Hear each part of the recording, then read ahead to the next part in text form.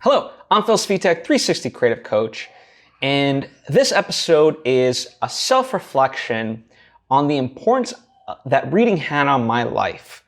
And in so doing, I hope to inspire you to also read and see the importance of books.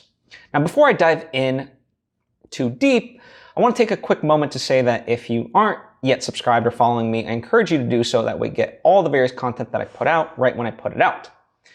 Anyway, without further ado, so I don't think it'd be that hyperbolic to say that reading saved my life.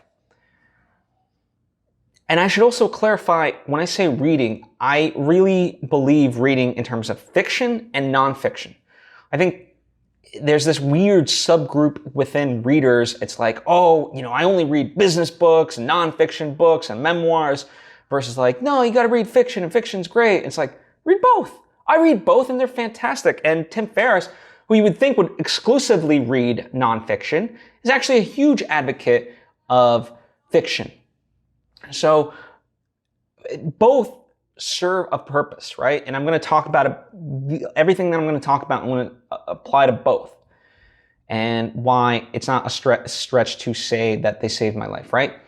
So at a time, because in a weird way, I was at a point in my life where I was pretty depressed. And part of the reason why I was very depressed was I was in my own bubble. I couldn't get out of my own way. But books, again, fiction or nonfiction, have this wonderful ability for us to expand our world, to see different perspectives, to empathize with different people.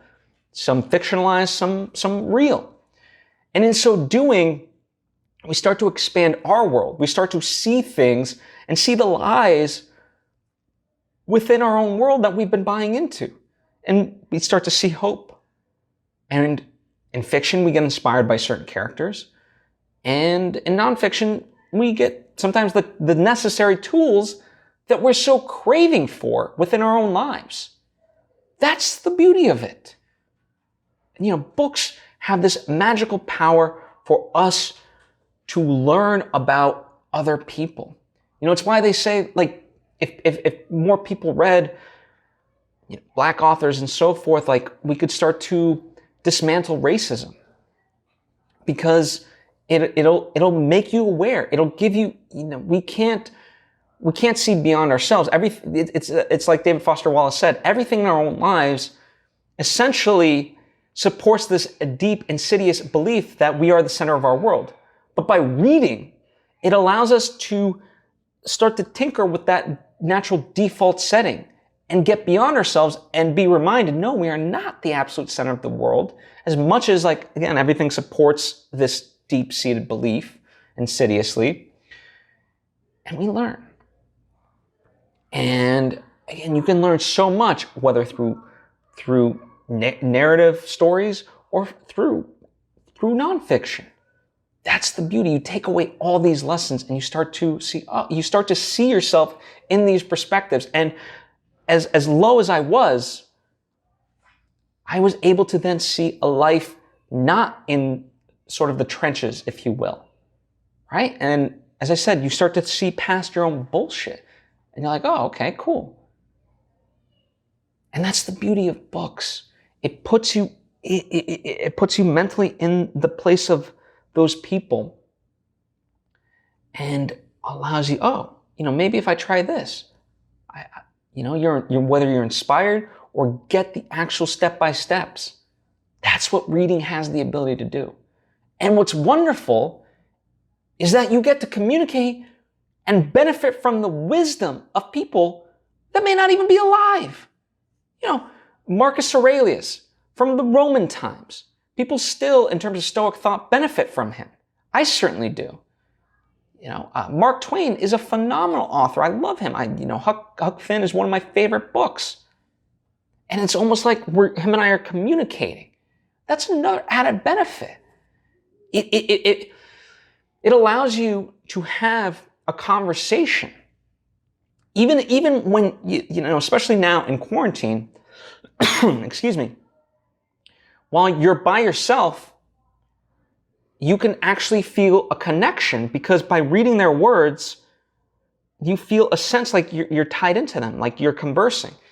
in a way that's different than TVs or movie because there's a much more intimate connection. You're doing a lot more of the work in reading the words that are on the page. And so you're actively seeking this versus just lying back and allowing images and words to wash over you, right? Because you can tune those out easily. Reading's a lot more active, and that's the beauty. So as depressed as you may be, or as I was, it got me out of that because it got me to be active. And that's the other thing. Rather than, like, a movie's wonderful, but at the end of the day, you know, even like a 2-hour movie is only that. It's a 2-hour movie. Whereas a book is, in a sense, a lot more immersive. You're spending that time reading, but you're spending a lot more of that time reading. Especially like a great book, you know, people like Lord of the Rings is a favorite among many, many people. And, you know, that's 1,000 pages ultimately. And so you immerse yourself in that world that Tolkien built. That's why people love it. Harry Potter was the same thing. You know, and we could go on and on about various books. You know, one of the most recent books I read was a novel called Paris by Edward Rutherford. And it's about like 850 pages, I think. And it just immersed you into the culture of Paris through the years. It was wonderful. So I can't say enough good things about reading. But I hope, in a sense, that it inspires you to do more reading. And to kind of kick things off, I would love to know what your favorite books have been. And, you know, let's in a sense, like, create a recommendation list for each other. So go ahead in the comments section and write down your favorite genre and your favorite books. And I'll respond. I'll do the same. You know, in fact, I'll say, I'll give kind of more recent ones. Nonfiction, I'll give 4. So 2 fiction, 2 nonfiction.